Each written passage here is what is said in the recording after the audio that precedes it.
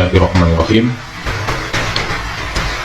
Ini adalah channel perdana dari Padepokan Supi. Apa yang mendasari dibuatnya channel Padepokan Supi? Lebih kepada keprihatinan melihat betapa mudahnya sekarang kita mendapatkan informasi sehingga overload, dan kita sendiri tidak begitu paham seberapa pentingnya informasi tersebut. Kebanyakan orang hanya menjadi penonton yang sifatnya mengkonsumsi konten-konten hasil karya orang lain, dan ada beberapa atau kebanyakan hanya melihat konten tersebut dan tidak bisa mengambil manfaat sedikit pun dari konten-konten itu. Hanya kebahagiaan tersendiri saja sudah memiliki pemahaman. Nah, di zaman overload informasi, pemahaman saja tidak cukup, karena kalaupun kita tidak paham, sewaktu-waktu kita bisa memiliki pemahaman dengan mencari, searching, dan browsing. Nah, yang lebih penting dari semua itu adalah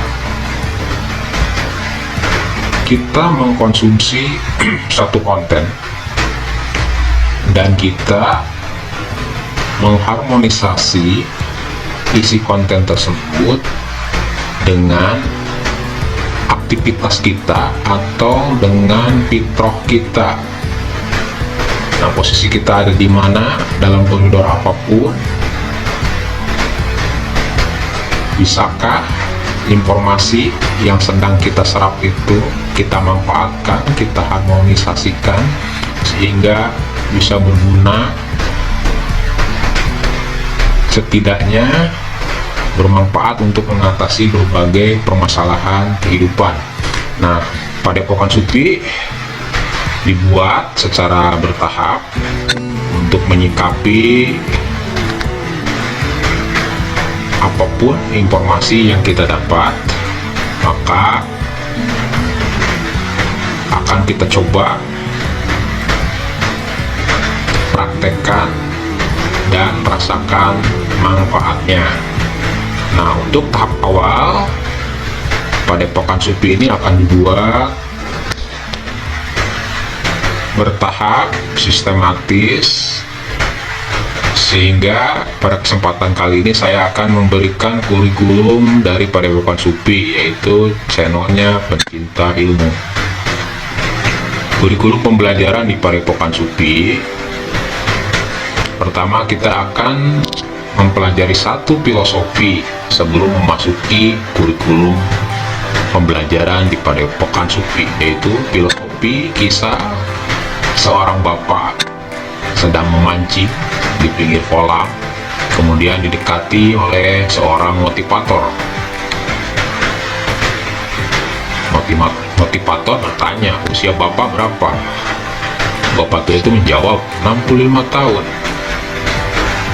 Kegiatan apa sekarang? Kata bapak tua, menikmati hidup, ibadah, dan mancing. Kemudian motivator itu memberikan komentar, sebenarnya bapak bisa dapat lebih dari itu. Kalau mancing saja, paling hanya beberapa ekor ikan saja yang bapak dapat. Coba bapak buat kolam untuk ternak ikan, dari bibit hingga jadi ikan yang layak untuk dikonsumsi. Ada banyak pilihan, bisa ikan nila, gurame, lele, dan lain-lain. Hasilnya bisa bapak jual jadi pemasok ke restoran, kemudian bapak sistemasikan bisnisnya sehingga bisa membuat kolam ikan lebih banyak lagi. Semakin banyak kolam, semakin banyak ikan yang dihasilkan, semakin banyak yang bisa dijual. Bapak akan memiliki passive income dan bisa memiliki kolam pemancingan sendiri, menikmati hidup, beribadah dengan tenang, dan memancing. Kata bapak tua, lah kok panjang sekali perjalanannya, ujung-ujungnya apa yang sedang saya jalani saat ini? Menikmati hidup, ibadah, dan mancing. Motivator pun jong. Nah, sekarang yang sering dibahas di sosial media yaitu financial freedom. Financial freedom atau kebebasan finansial yang identik dengan pencapaian tertinggi dari manusia.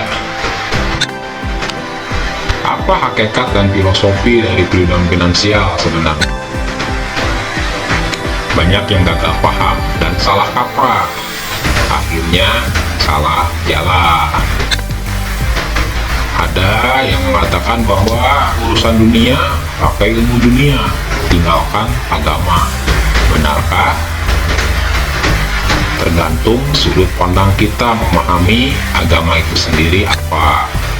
Rasulullah Shallallahu Alaihi Wasallam pernah bersabda, Abu Bakar di surga, Umar di surga, Utsman di surga, Ali di surga, Tolhah di surga, Zubair di surga, Abdurrahman bin Auf di surga, Sa'ad di surga, Sa'id di surga, Abu Ubaidah bin Jarrah di surga.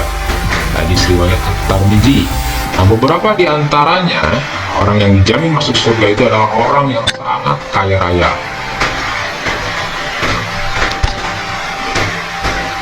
Manusia adalah entitas tunggal yang tidak bisa dipisah-pisahkan antara jasad dan ruh. Seperti yang digambarkan oleh Leonardo da Vinci, manusia yang terentang membentuk dimensi kotak dan lingkaran. Kotak presisi ini menunjukkan jasad, sesuatu yang bisa diukur. Adapun lingkaran menggambarkan tanpa batas, tanpa ujung. Kalau kotak ada ujung, ini menggambarkan spiritual.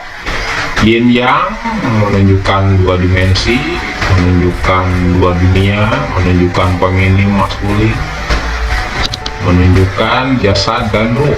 Demikian pula bintang David, ada yang menunjuk ke atas mewakili langit dan menunjuk ke bawah mewakili bumi. Sama intinya, yaitu menggambarkan dua dimensi. Manusia sebagai entitas tunggal memiliki dua dimensi, jasad dan spiritual. Jasad dan ruh yaitu umumnya dikenal dengan pikiran sadar 12% dan alam bawah sadar 88%. Ini adalah filter area kritis dari manusia. Nah, agama sering didefinisikan sebagai lambang dari keyakinan seseorang. Kalau menurut keyakinan saya, agama itu kan bahasa Arabnya adalah din. Din itu sistem. Jadi kalau dinullah itu adalah sistem Allah, sistem Sang Maha Pencipta. Pentingnya sistem dan pentingnya fondasi dasar yang membangun sistem. Sistem penting, tetapi yang lebih penting lagi adalah fondasi dasar yang membangun sistem tersebut. Agama cenderung dianggap sebagai simbol dan rutinitas ritual. Jadi seakan-akan menjadi pelarian dari ketidakberdayaan. Ketika orang gagal, kembali ke agama. Ketika orang putus asa, kembali ke agama. Orang gagal kaya, buat apa kaya? Mending hidup sederhana saja, nggak berat, nanti pertanggungjawabannya. Sering jadi pelarian. Nah, sedangkan sebetulnya din itu adalah sumber kemenangan dalam berbagai bidang kehidupan. Petunjuk, pedoman lengkap tentang memfungsikan manusia sesuai manual book dari Sang Penciptanya, ruh jasad secara lengkap satu entitas. Nah, sehingga tidak bisa dipisahkan satu dengan yang lainnya. Tidak semua orang bisa menerima kebenaran ini. Ada yang mengambil jalan cepat, ada yang berani untuk menempuh jalan yang lambat tetapi benar adanya. Nah, bisakah Anda menerima kebenaran itu? Mari kita melakukan perjalanan dengan meminum kedua pil sekaligus, merah dan biru, cara cepat dan cara lambat, untuk mengetahui how does the rabbit hole go, seberapa jauhnya atau seberapa dalamnya lubang kelinci itu, atau mungkin juga bukan lubang kelinci tapi lubang rubah. How deep does the porthole go? Lubang ilusi dari dunia fugazi. I'll show you how deep the rabbit hole goes. Ikuti terus channel ini, subscribe, karena ini akan terus berupaya untuk sama-sama melakukan perjalanan menuju limit puncak manusia. Nah, tahap-tahap perkembangan manusia dari berbagai sudut pandang. Nah, ada teori yang berdasarkan kebutuhan,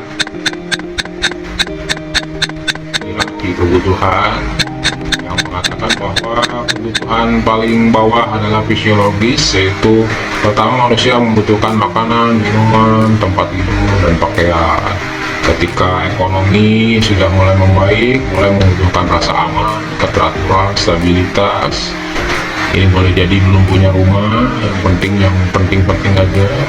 Setelah itu kemudian ingin memiliki rumah, kemudian sudah memiliki rumah, ingin sosial, bergaul dengan masyarakat, kemudian status sosial, penghargaan, apakah itu di karir atau di kerjaan atau apa, dan terakhir adalah yang paling puncak adalah aktualisasi diri.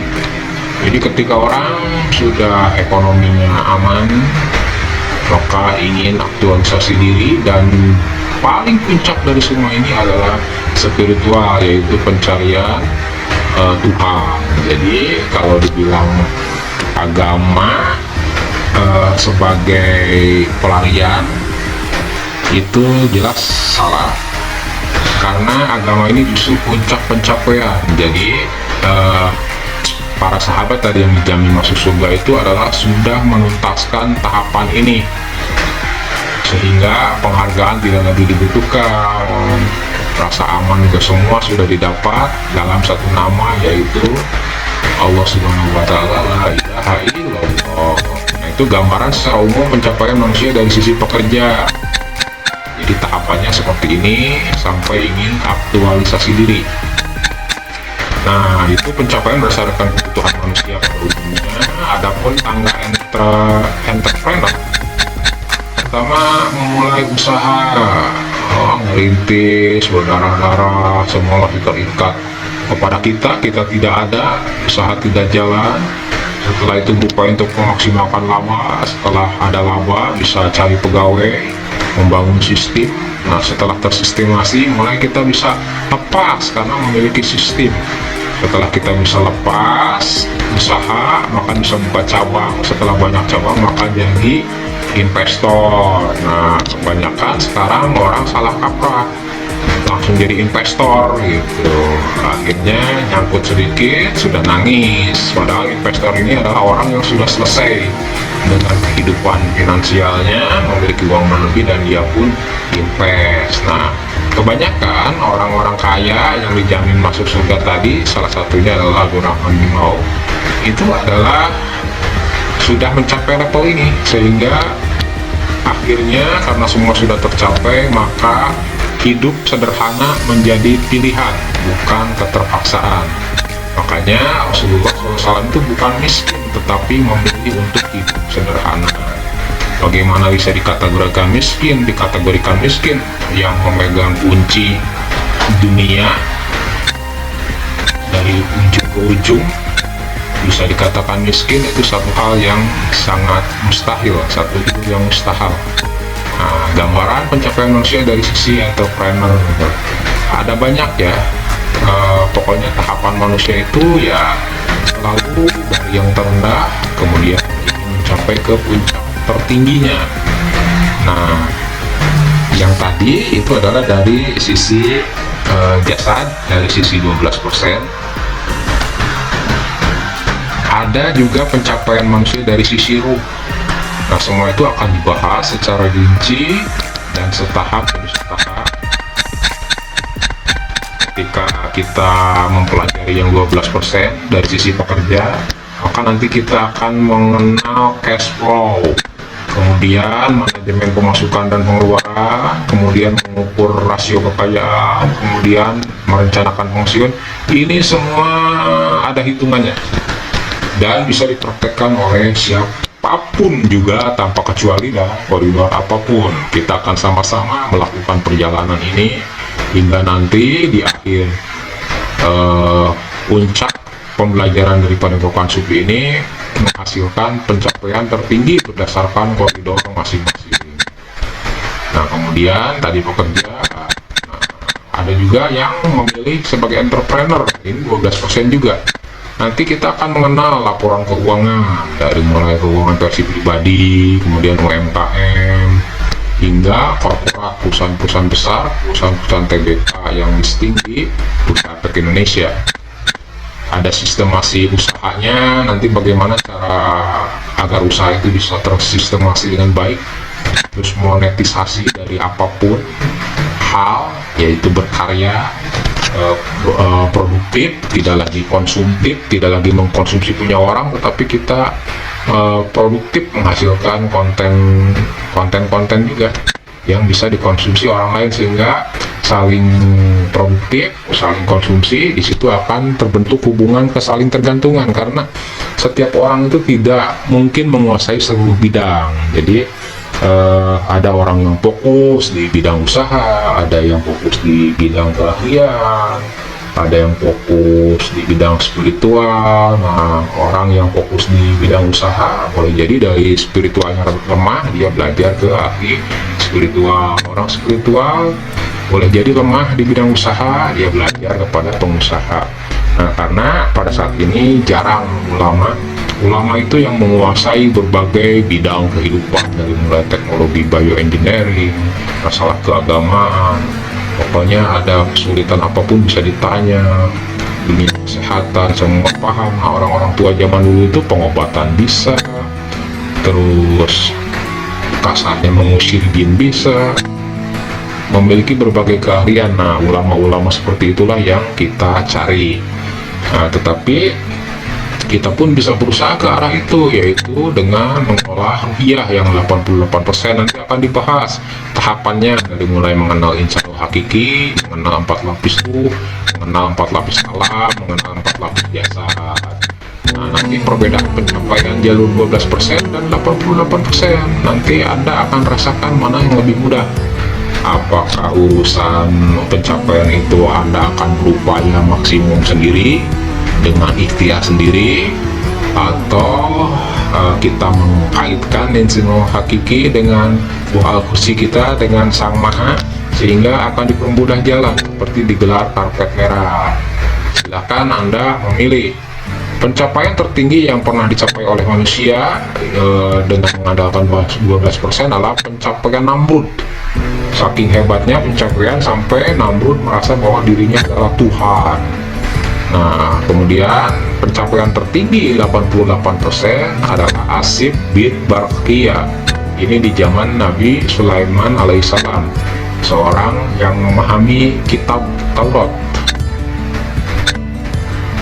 Nah, bagaimana menerapkan semua itu, diadaptasikan dan diharmonisasi dengan kehidupan masing-masing.